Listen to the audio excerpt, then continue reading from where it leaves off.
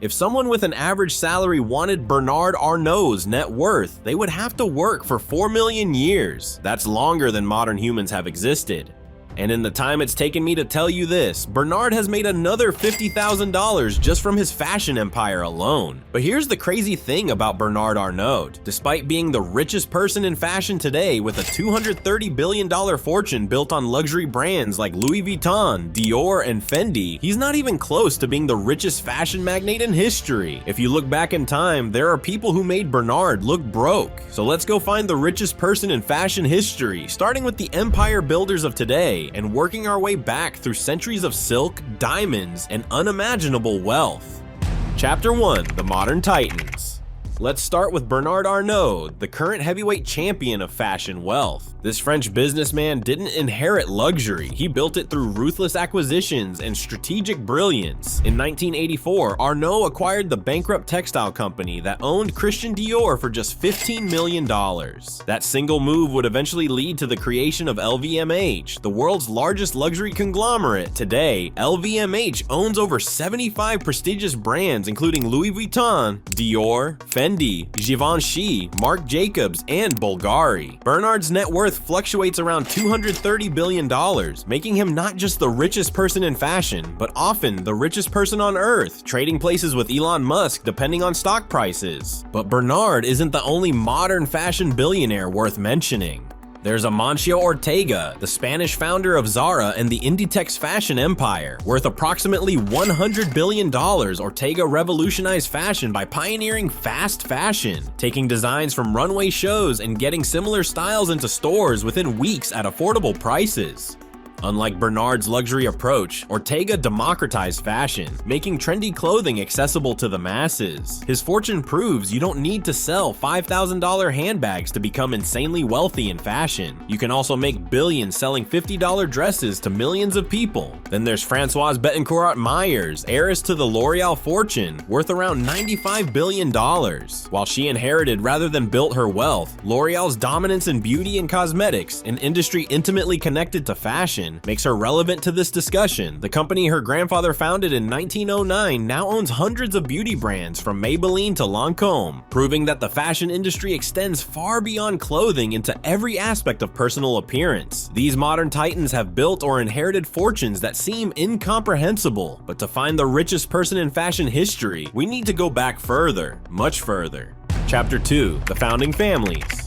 Before LVMH and Zara dominated fashion, individual family dynasties controlled luxury through iconic brands that still exist today. Let's start with Coco Chanel, who revolutionized women's fashion in the early 20th century by liberating them from restrictive corsets and introducing elegant, comfortable designs. When Coco died in 1971, her personal fortune was estimated at around $100 million, which doesn't sound massive until you adjust for inflation, bringing it to approximately $750 million in today's money.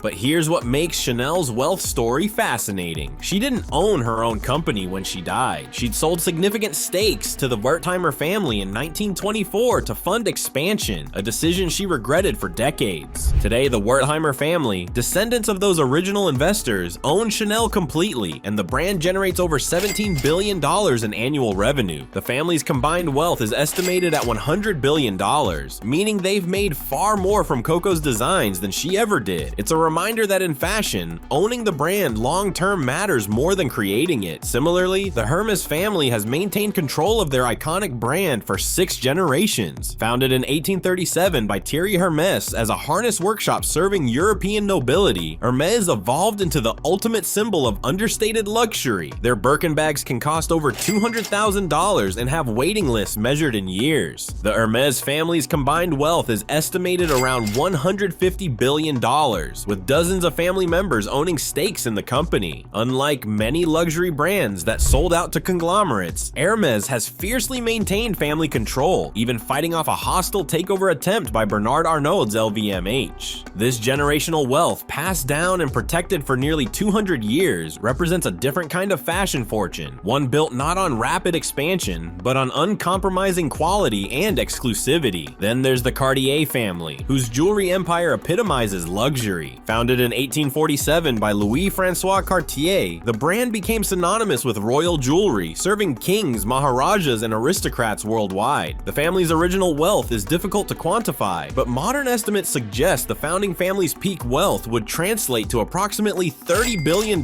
today, though the family sold the company long ago, and it's now owned by Richemont Group. Chapter 3: The Merchants and Traders. But luxury fashion brands are relatively modern inventions. To find the truly richest people in fashion history, we need to travel back to when fashion meant something different, when it meant controlling the raw materials themselves: silk, cotton, dyes, and precious metals. Let's go back to medieval Europe, where the Medici family of Florence built their fortune. While they're famous for banking and political power, the Medicis also controlled much of Europe's textile trade in the 15th and 16th centuries.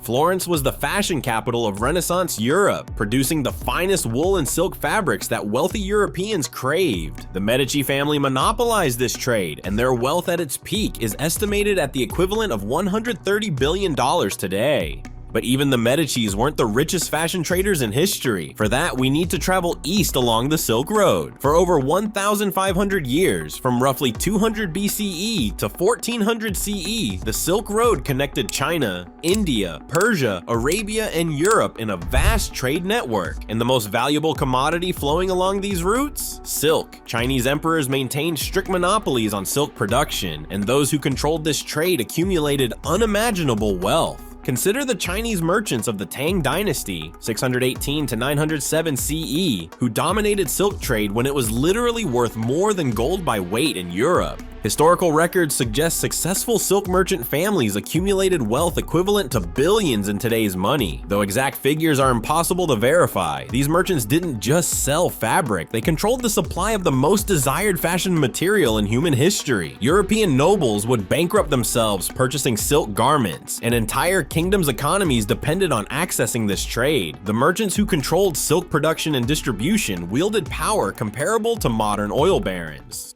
Chapter 4: The Royal Fashion Monopolies.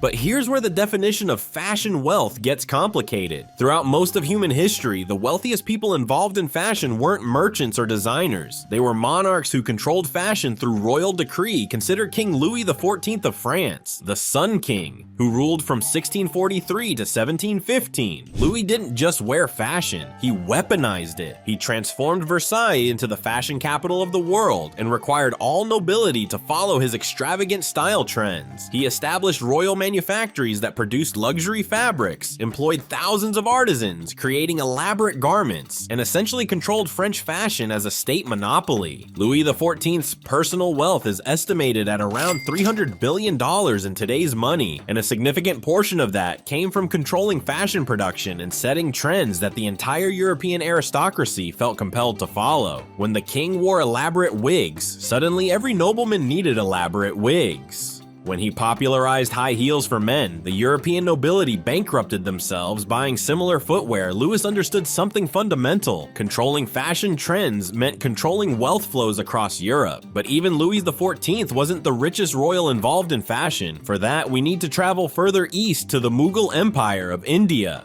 Chapter 5: The Verdict: Who's the Richest? Emperor Shah Jahan, who ruled the Mughal Empire from 1628 to 1658, may have been the richest person in fashion history. Not only did he commission the Taj Mahal, one of history's most expensive fashion statements, as it served partly as a monument to beauty and craftsmanship, but he also controlled the world's finest diamond and gemstone trade. His imperial wardrobe contained garments woven with gold thread, embedded with precious stones, and made from the finest silk. Estimates of Shah Jahan's personal wealth range from $500 billion to over $1 trillion in today's money. When you account for the territory he controlled, the resources at his disposal, and the monopoly on gemstone and precious metal trade, the Mughal Empire under Shah Jahan controlled 25% of the world's economic output at the time. His influence on fashion extended globally. Mughal aesthetics influenced European jewelry design. Textile patterns traveled along trade routes to inspire designs worldwide, and the empire's control of diamonds, emeralds, and precious materials meant Shah Jahan effectively monopolized luxury fashion materials. materials. So who's the richest person in fashion history? Looking at the numbers, Shah Jahan's estimated $500 billion to $1 trillion makes him a strong contender. But here's the catch. Comparing wealth across centuries is nearly impossible. Bernard Arnault's $230 billion is liquid, documented, and exchangeable in modern markets. Shah Jahan's wealth was territorial, resource-based, and tied to political power. If we're talking pure monetary wealth adjusted for inflation and economic impact, Shah Jahan likely wins. If we're talking about documented personal fortunes that could be accessed and spent freely, Bernard Arnault is the richest fashion magnate ever. But here's what's undeniable. Fashion has created more concentrated wealth than almost any other industry throughout human history. From silk merchants, bankrupting kingdoms, to modern luxury conglomerates worth hundreds of billions, the business of making people look good has proven to be one of the most lucrative enterprises humans have ever invented. And as long as people care about appearance, status, and beauty, fashion will continue creating billionaires for centuries to come.